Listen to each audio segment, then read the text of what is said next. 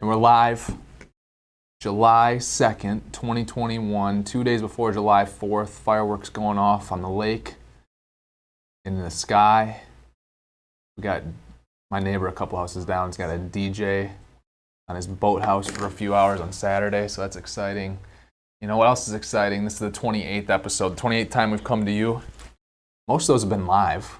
Some of them aren't live. I don't know if everyone knows or not. Everyone can probably tell when it's live and not live. But if you guys have questions, if you're watching live today, well, if you're listening, hey, maybe you're listening, maybe it's 2025 or you're listening right now, maybe it's 2026. But right now, as I'm talking, it's 2021. So thank you guys so much. We got people saying, hey, we're live on LinkedIn as well right now. Thanks for letting us know. Appreciate that. But yeah, the 28th episode of the Justin Spaulding Show. So today, we didn't really have, I had questions coming in. We ran out of time to get them over to Maudine to get them chopped up and cut up in here. So if you're watching live, you can leave those on Facebook. You can leave them on YouTube. I think wherever you.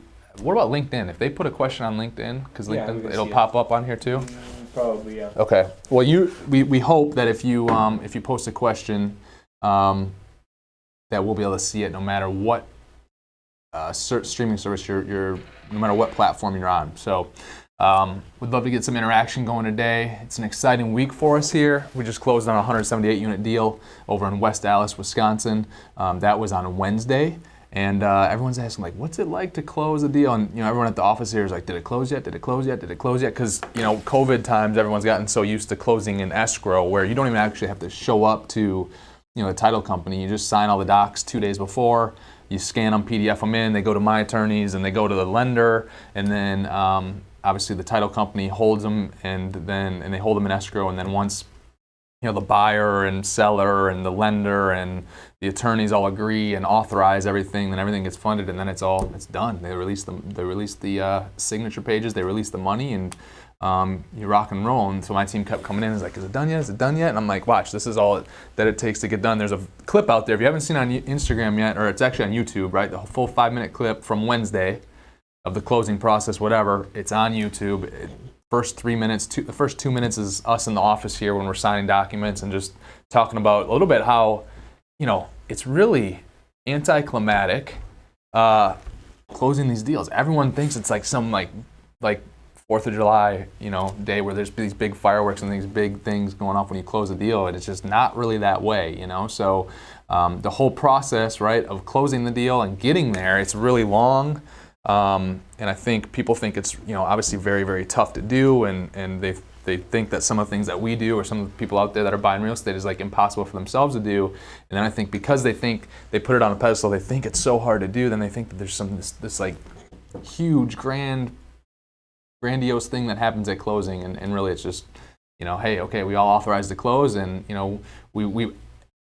January, we had issues getting our money in to the title company because the bank, it took them like 6 hours to get a wire through. So we actually had to delay closing because the wire didn't go through. I was not a happy camper that day. So what we did this time, if you've done one of these closings, you know that like as you're leading up the day before closing, you got emails going back and forth of, water prorations and real estate tax prorations and lender fees getting on there, and everything getting on the settlement statement.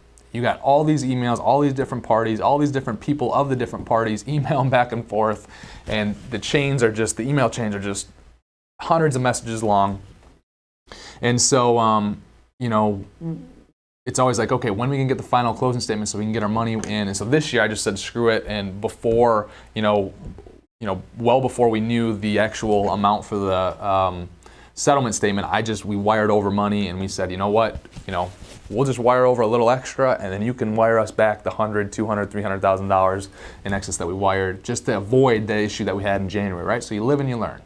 January was not a happy camper with how the wire went down, so this time did a little bit different. And actually, we've had issues before with the simplest stuff is wiring money, and I don't know why that gets caught up, but they get flagged. I don't know if it's because of certain sizes or what, but I think that's a new thing that we're going to start doing, is we're going to have an estimated amount on the closing statement, the night before, the morning of, and we're just going to send money over, and the excess can just be wired back to us.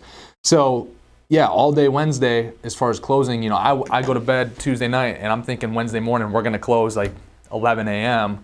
Of course, You know, it's not until Maudine, what time was it? 4:30 or 4:45? Yeah. Maybe. So we wired everything over, and then our team was like, hey, is everything done now? You wired all the money. No, because I wire the money to the title company. The title company sits on it. So then I get an email to sign the settlement statement. Okay, sign the settlement statement. Scan that, and everyone's like, oh, now you're closed. No, we're not closed yet. So then what's next is, what happened next was, as everyone's like peeking their head around into my office trying to see what's going on during closing, they sent an email saying, okay, do we have authority to disperse funds? And so when funds are dispersed, obviously the seller's mortgage gets paid off, right? And there's money going everywhere, right? Brokers are getting paid, whatever, right? Attorneys are getting paid, whatever. And then when that's all done, right, then you again authorize that it's a final close. And so it's just kind of anticlimactic when it's in. I like it, but I do like it in person, but it's kind of a waste of time too, because you don't necessarily need to be there in person. But anyways, that was our Wednesday, and then right away when we closed, we went over. Maudine came with me to shoot some content, but we went over to the property. We probably got over there like at 4:20, 4:40, 5 o'clock, something like that.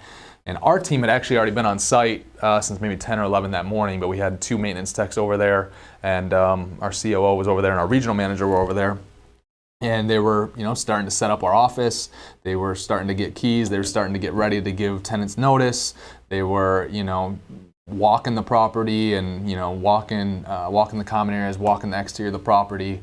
Obviously, if you saw the video, you saw the freaking trash at the property. You saw the beat up landscaping at the property. You saw the slate on the side of the building. If you haven't seen the video, go to my Instagram and you can see a couple of short clips, or you can go to YouTube and see the full 5-minute video. We'll have probably more content released from that, and probably bring Maudine back over there again at some point here as we start to, the first thing that we're going to do over this, the other thing people are asking, what's your plans? What you going to, we close with some excess funds, right? And then the lender has excess funds for us as well to do property upgrades. And so, the first thing that we always want to do is get the asset under control, right? Secure the asset, make sure that, we got all the keys, make sure, secure the asset, right? You just got to double check everything, get a grasp on it, get a feel for it, right? Each deal is a little bit different, and we never want to get too far ahead of ourselves. So with this one, obviously day one was securing the asset, getting our office put into place, giving notice out to all the tenants, right? So now we had tenants coming in like crazy and complaining about how their work orders hadn't been done. I mean, the place had like 42 open work orders that had just been ignored over the last 2 months. And it's like, hey, this is a great opportunity. I look at that as a great opportunity for us to start scheduling some of those and start to get caught up and to provide really good first experience for those people so we can retain the tenants and get them to renew, right? And then simultaneously what we're doing is, as our team's walking the property, and obviously during due diligence, we already had property condition assessments, and we did our own due diligence and had a plan going in. But even with those all that planning, right, and general high-level budgets and all that stuff, when you're first securing the asset, you still just want to be able to double-check all that, because what's going to happen is there's always going to be things that you find out about on that deal, no matter how good your due diligence is. And if people are saying otherwise, they're closing deals, I don't believe them at all.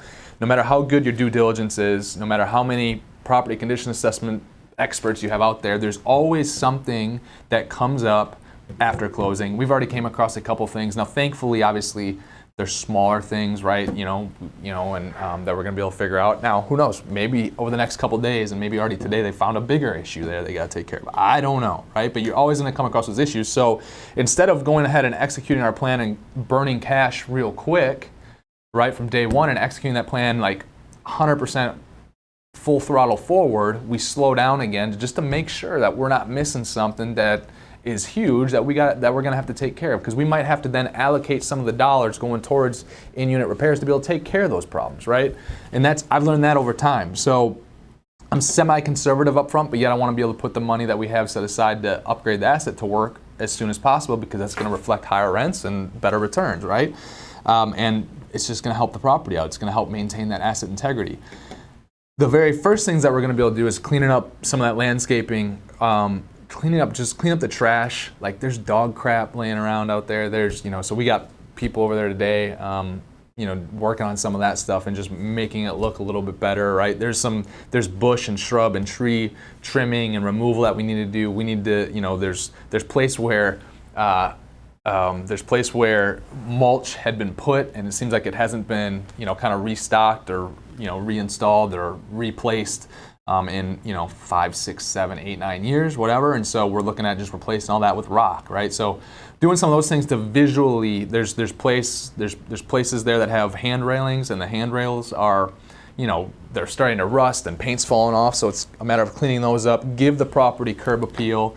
And then the other big thing that we're doing right away is there's, during doing those property condition assessments, right? We found on one of the shingled portions of the roof, there's a 25, it was somewhere between 20 and 50 square feet that the roof was soft, right? So the shingles had gone bad and the OSB underneath there, the plywood, had gone soft. It kind of started to just weather away.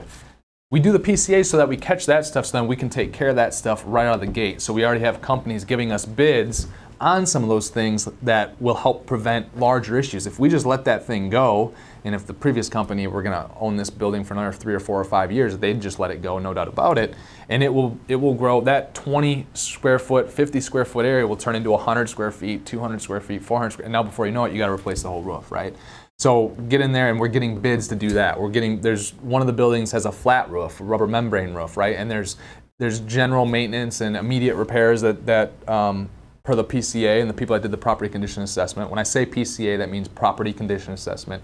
So the people that did the PCA said, we need to fix a couple of these things. We're going to get those things addressed, right? So we got $12,000 to $15,000 of random just things, siding and part of the cladding on the side of the building that they need to be replaced, or just sections that need to be replaced or either retucked up in there, or reconnected to the building because they're kind of loose. We're going to make sure that we're taking care of that stuff. Some of the slate that, if you watch that video, I showed a piece of slate. For slate is horrible. I don't know why in Wisconsin you'd put slate on the exterior of a building, but some of the trimmed out pieces, not the entire exterior, but some of the trimmed out pieces are slate. They're chipping, cracking, whatever in certain areas. We're going to address that, because if you don't address it, sooner or later, all the slate's going to come off and you're going to have bigger issues.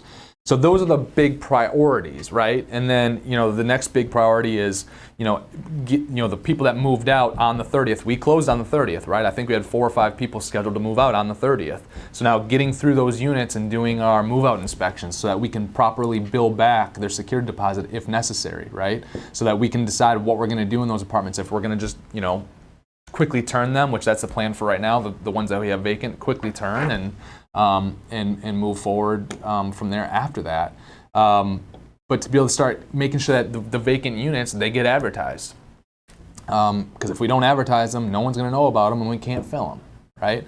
Over the next handful of days, we still have interviews to complete and get everybody on board over there as far as having a complete team. We don't have a full complete team over there yet. So right now we're taking the rest of the team and shuffling people together and making it work for the time being until I think one person starts next week, another person starts I think next week, and I think they were interviewing people today. So those are some of the priorities that we want to get to first before starting to spend a lot of money on the amenities, starting to spend a lot of money on, we found out last Thursday, so 5 days before closing, in the fitness center, that the flashing, this is something that was missed in the PCA that you just don't know about sometimes until a really rainy day. But there was water, and the seller says it was a drip. Trust me, it wasn't just a drip. It was basically like a water fountain coming into the fitness center from the windows. So we have a $30,000 bid to remediate, and take care of the drywall in there, remove those old windows, put in new windows, and do the flashing correctly. Now above that, there's the outdoor balcony. That balcony needs a second drain out as well. $500 to $1,000 issue there, right? So $32,000 to $38,000 for the remediation of that and putting in new windows to take care of those problems. And then on top of that, we already had plans anyways to start to upgrade that fitness center. So we're going to go with the rubber flooring and start to do some of that stuff, right?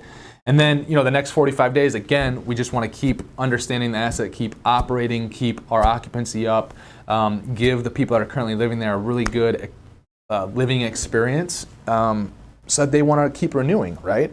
And then over time, what's going to happen is we'll start with, and our communication to the tenants is simple. I mean, we don't want to cause our own vacancy. Hey, Your lease is still in effect. It's the same rate. We're not increasing it, and you just pay us now. And we're going to actually give you the service that you are wanting, right? So then what's going to happen is then we get 30, 45, 60 days along. Now what we'll start to do is the units that are already naturally vacant, right? So in multifamily real estate, if you're doing things the right way, you should have 60, 70% retention. So just in the course of business, people move, right? No matter how good of a property management company you are, asset manager, whatever, no matter how good you are at fixing things for people, they're just naturally going to move because they get relocated, whatever, new job, outgrew the place, whatever.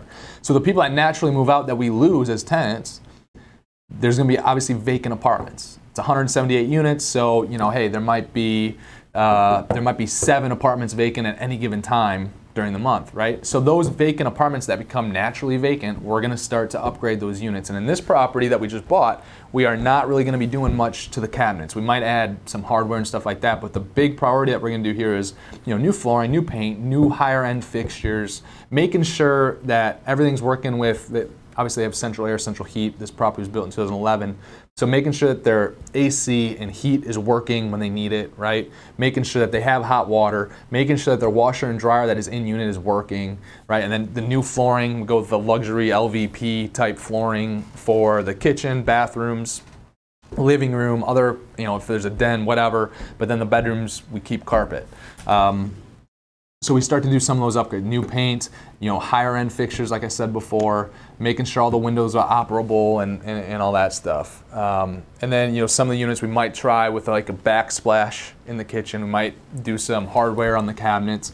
There might be a couple of the fourth level. There's some third and fourth floor apartments that face like the city and face Miller Park and have some pretty awesome views. So some of those units we actually might test and do some new cabinets and do granite countertops to see what our return is on that, right? The property right next door, the rents right next door, depending on the unit type, are $200 to $1,000 a month more than what we're getting in rents, right? On average, it's something like $650 to $800 a month more. So if we do some of those penthouses, we think that we can, with those penthouses, we think we can come close to the matching. But we're going to test it. We'll test it on 1 or 2 and see what happens, right?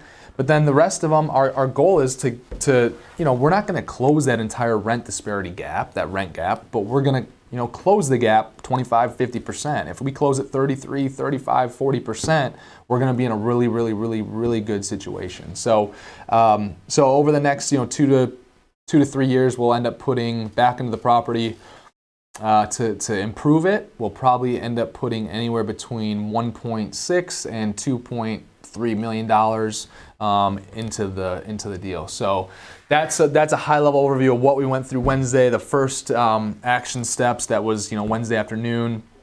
Obviously, other things that our team was doing on Wednesday, like you don't think about it, but it's so much to make sure you have all the keys, master keys. Like there's places right now we're finding out we can't get into. Well, where are those keys? How do we get into them? What's going on, seller? And they're not being super helpful, right? So setting up internet at the office. Getting our computers set up, getting the software all set up on the back end, right? There's a lot that people don't think about. People think, oh man, I want to buy 170 units. I want to buy 250 units. They don't think about everything that our team is doing on the back end, right? It's a lot. And Maudine, you being around here, you kind of heard and oversee, you kind of see and overhear some of the stuff that goes on. It's a lot of stuff that goes into taking on these properties. And going back to people that say, I just want to do this all alone, good luck. You're never going to be able to do it. I mean, last Thursday and Friday, I was in Michigan visiting some family for a little while, and I was on the phone half the time on Thursday and Friday. And, Ava was here working Ava and all them were here working until 6, 7, 8, 9. They came in on Saturday, worked the full day, because it's a lot of prep, making sure everything's in our management software. It's a lot of prep, making sure we have all the leases that are currently on the property and that they match the rent rolls. Making sure that the security deposit amounts that are holding are true and correct so that we can get the correct amount on the closing statement. We know what's what, right? Making sure we know if we have someone's original lease, but that lease is not matching up with the current rent that's on the rent roll, why? And asking the question why, right? And if there's no answer, well, okay, then we need an adjustment here, we need proof, whatever. And sometimes sometimes documents get lost in the shuffle, right? So then it's like, okay, well, we have these 2 units. What are you going to do? Blow up the whole deal over 2 units because the rent amount doesn't quite match? The security deposit amount doesn't quite match? No, obviously. But you try to get as much possible and eliminate and take off as much risk as possible off the table. So that's what we've been up to. That's kind of been the first, the last week, and that was kind of what the first couple hours looked like with the property. And that's kind of what the first few days is with the property. But the goal is, right, the goal is that people get responses, the tenants, the residents get responded to right away now when they're reaching out and have questions about maintenance or whatever. What's important too is that when they're walking around the property, they start to see trash that used to be there all the time no longer be there anymore. Because then now they're like, oh man, these people care about what's going on here. They care about the property. They're going to take care of the property, and we're going to make it a place that we want to live. We've taken over a property before that had like an average rating of 1.8 stars on Google, and that thing is up to like 4.6 now. They had like 12 or 15 reviews or something like that for 1.8 stars. We've got like 60, I can't remember, 40 to 60 reviews on that property now, and it's like 4.4 plus, 4.6 plus star rating. Right? So that's what we want to be able to do and duplicate every single property that we buy, because when you do that, you're going to get more renewals. When you have more renewals, now you don't have $800, $2,000, $3,000, $5,000 going out into a unit to turn it, to get it re-rented, right? You don't have the time marketing it. You don't have the money spent marketing it. You don't have, your time and your staff's time can be spent in other places, right? So that's really what we want to focus on going forward, and we don't want to cause our own vacancy right away, which I've made that mistake before and it sucks. So Eddie asks, what kind of debt did we go with on this deal? We went with it's a bridge loan, so it's 2 or 3 years initially, and then we have 3 extensions. So it's 2-year term, and then we have 3 extensions built in. So it's interest only for the first 2 years. The first extension is still interest only, and then the second and third term basically they amortize $30,000 a year, which essentially breaks out to a 75-year amortization. But our goal is that we're not in that loan anymore after the 20th to 28th month. Hopefully that will be refinanced, and we potentially could sell the property at that point as well. But and the reason that we're doing that is because we have other deals. I don't do debt the same way every single time. I like to hold different cards of debt, meaning we have another deal, Springdale. We got a 10-year loan on that. If we sell it before year 2027, 2028, the prepayment penalties are absurd. Millions and millions of dollars of prepayment penalties. So it's nice to have some of these, and I'm looking at that asset now, and I'm like, man, in a year from right now, we could probably turn around and sell that for 60% more than we bought it for. But we're not going to obviously do that because we have the prepayment penalties. So it's nice to have some of these assets. The last 2 that we've done now, we have a little bit more flexible term. Now, the negative side of that is that there's an interest rate risk, but we buy a cap, right? So throughout the life of the loan, if the rate can only go so high before it's capped, and obviously you pay some money out of pocket up front for that. But Eddie, that's the question. And then we have a couple deals right now coming up that we're looking at the same type financing, more of like a bridge.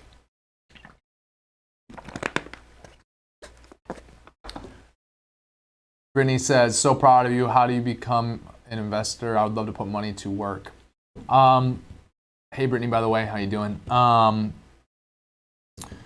So for us, you got to be accredited. So you have to make a minimum of $200,000 a year, or between you and your spouse, it's like $250,000, something like that, or have $1 million net worth minus the home you live in, right? So once again, another negative to owning a home. It doesn't actually count towards your real net worth.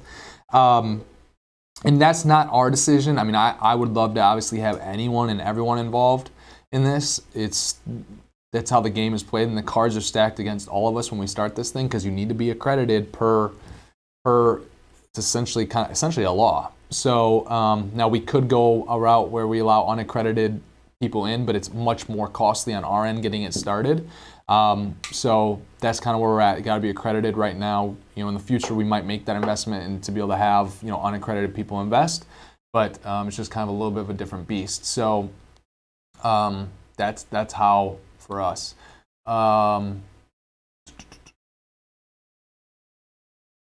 You're welcome, Eddie. So let's look at Instagram quick. I want to see if we got any comments or questions. Hold on here. Let me scroll. Let me scroll.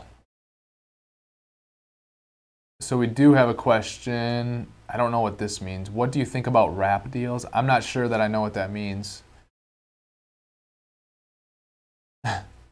Someone asked me on here, are you going to get vaccinated and will vaccine passports be implemented? I'm not vaccinated right now. I don't have intentions of getting vaccinated in the next 6 months to 12 months. I know that.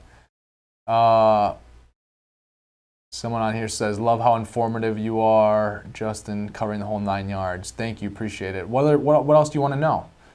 Someone asked what about the foundation? And I think that's going back to when I was talking about the property condition assessment. Yeah, they check the foundation, they check the common area HVAC, they check the garage door, they check everything. Now it's not as intensive as like your single family home inspection, right? So they're not like looking at every outlet and they're not looking at all that stuff. It's trying to cover the very large ticket items and try to come up with a CapEx spending plan going forward to be able to take care of all the HVAC units and all that stuff. But yes, they take a glance at obviously foundation and make sure that it looks right, make sure it doesn't look wrong, and make sure they're engineers. So they have the knowledge and know-how and to give us a very professional opinion on that. And so with the foundation at this property, actually under each of the buildings there's underground parking. So you can see from the outside, you can obviously see from the inside. Being 2011 build, there was no foundation errors or anything like that, issues with the foundation that we were able to find. Now, once again, could there be and then we don't know about it? Yeah. I mean, that's always a risk that you are willing to play, but when you have multiple professional opinions from engineers, from these companies, right? And now they come through and do these reports, there's a lot online. If we had a severe foundational issue that was pretty obvious that they missed, and the property conditions, I mean, they have insurance that would be covering and paying for that. So, well, hopefully, that game's crazy. That insurance game. Thoughts on World Economic Forum, Great Reset, and they're saying you will own nothing and be happy. Yeah, I don't know. I mean, I don't know. I don't have a comment on it right now. Yeah, D-Dells, they're I think there's a gray, so someone asked, is the PCA company, the company doing the PCA, are they liable if they miss anything major? I mean, to an extent, yeah. Now, is their insurance going to pay out? Would they fight it? Yeah, probably, for sure. I know they would. But there would, someone would be responsible. But ultimately, we're responsible because we're the ones, taking it on, right? Do you run that risk? You run a risk every single day crossing the street. You run a risk every single day walking down your steps. You eating a burrito. You can choke on it and die, right? I mean, like, you run a risk doing everything, and it's like, where are you going to draw the line? You can't just everything. Driving down the road. Well, risk, right? Risk and reward. What? You gonna walk? First driving down the road, you're gonna walk, ride a bike. What? But then once again, it's gonna take you 6 hours to get to work instead of driving the 10 minutes, right?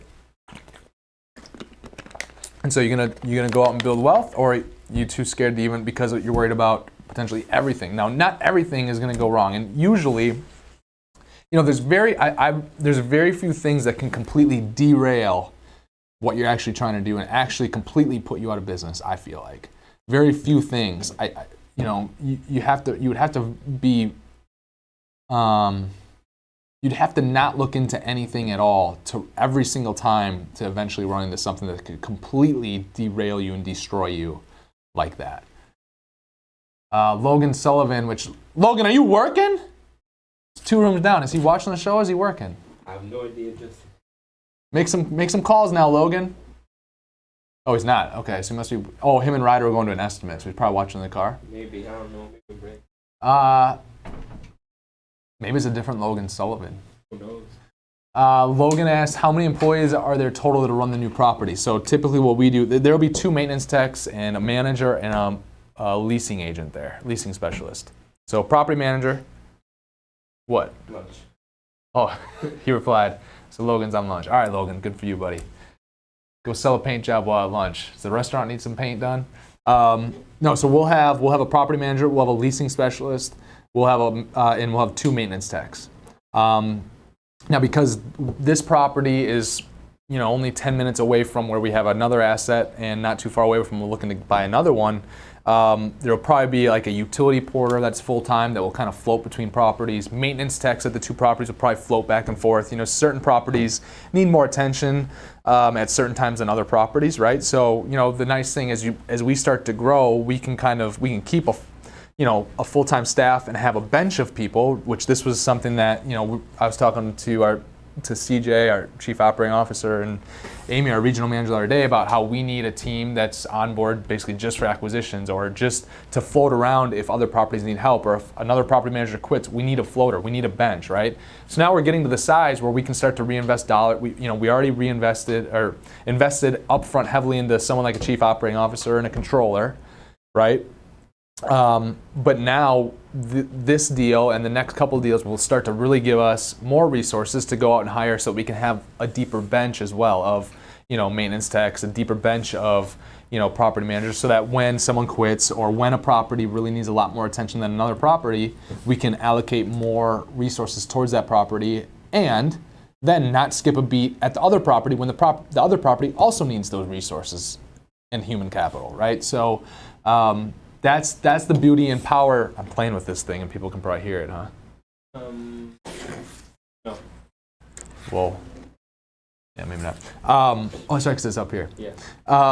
So as we grow, and that's another, I'm always talking about scale, right? And so scale is that's what we can start to do at scale. And as we have more and more of that, in theory, we should have a better, more robust infrastructure and be more successful. Now, scale can also be, you can also just waste a lot of money in scale too, which waste does happen, no doubt about it. But, where do you cross the line and how do you really define waste, right? Someone's like, well, I wasted money. Well, did you really waste money on that? Do you really know that was a waste? How do you really know? And hindsight's 20/20. What else do we have on Instagram for questions right now? How long have we been live? 32 minutes. 33. I want to take a look to see if we have any other questions on Instagram. Are there any other questions out there on? Nope, nothing here. Nothing here. So that's the plan. And what we're looking to do over the next 3 to 10 years is to 2.25x to 3x plus investors initial investment. Are we going to do that? I don't know. Right? We got a business plan for it. Are we going to be successful in executing? I don't know. We don't promise these returns. Like anytime anyone's investing, there's risk there, right? But we think we have a pretty good shot to do it over the next 2, 3, 4, 5, 6, 7, 8, 9, 10 years. And once again, why is it such an open window? Because in our investments, I don't cap myself, and I'm not forcing myself to have to sell because my money's invested too. I dumped money into this deal. I dumped money in the last deal and the deal before that, and so my money's riding along with everyone else's money. I don't want to, as me, being the leader of this thing, I don't want to have to be forced to sell just because our document said so, right? Could we sell this in 3 years? Yep. Could we refinance it in 2, 3, 4, 5 years? Yep. Do we have to sell it or refinance it in 2, 3, 4, 5 years? Nope. We showed in the business plan that we're going to refinance in year 2, 3, 4? Yep. Doesn't mean we have to, doesn't mean it's going to work out that way. So anytime anyone's putting dollars to work, you're also risking those dollars a little bit, right? But my mindset is if we're not forced to sell, if we're not forced to refinance, if we're not forced to do something when we don't want to do it or when it's not the most opportune time to do it, that is how we're going to be able to win, right? The longer the runway is, the safer it is, right? Think about this. If a plane is trying to land and the runway is as big as this table, done. It's over. Like this table's floating in the middle of the ocean, you got to land on it, you're done. It's over. No Gulfstream's landing, no American Airlines plane is landing on this table. If you have a runway on land that is 6 miles long and 600 feet wide, you like the odds of being able to land the plane, right, and being successful. And so the longer the window is of opportunity that you can hold real estate and just during the bad times be able to find a way to make it through, that's how you can be successful. That's what those are the positions that I try to put us into. So someone asked on here, or made a comment at least, yeah, if you could create an unaccredited investment pool for us, that would be awesome. We have followers wanting me to create an unaccredited investment pool. Maudine would probably invest in that bad boy. I got maybe $20 saved up. I know you got more than that. Someone said, why is it more difficult for your team? I don't know what you mean by that, Dells, if you could elaborate. So that being said, that's pretty much all. I just want to get on here and talk about it. I had a lot of people asking questions, and leaving comments and stuff like that. So just want to get on here and talk about the deal a little bit, the whole process, the experience. I think some people build up that actual closing to be like this, just once again, this huge, crazy moment, and it's just not. It's almost like a little sigh of relief that, okay, like, we got it. Nothing went wrong. We didn't have to abort mission, right? We didn't, whatever. But then also, I was talking to this with Maudine on the ride over the other day. It's like, that's the moment you close is when the real work starts. Because it's like, okay, we can invest, $6 million, $7 million, $8 million, $9 million into this property. But now if that's all we do, it's over, right? That's not like, okay, yeah, hey, but now you got to be able to turn that 6, 7, 8, 9, $10 million into, 12, 15, 20, $30 million bucks for the investors, right? You got to be able to provide a great place and a great living experience for residents. If you don't do those things, now it's like, oh, now we probably shouldn't have closed on that property, right? So that being said, thank you guys so much for joining us on episode 28 of the Justin Spaulding Show. Have a happy, safe 4th of July. Go watch some fireworks, and let's celebrate America. Yeah.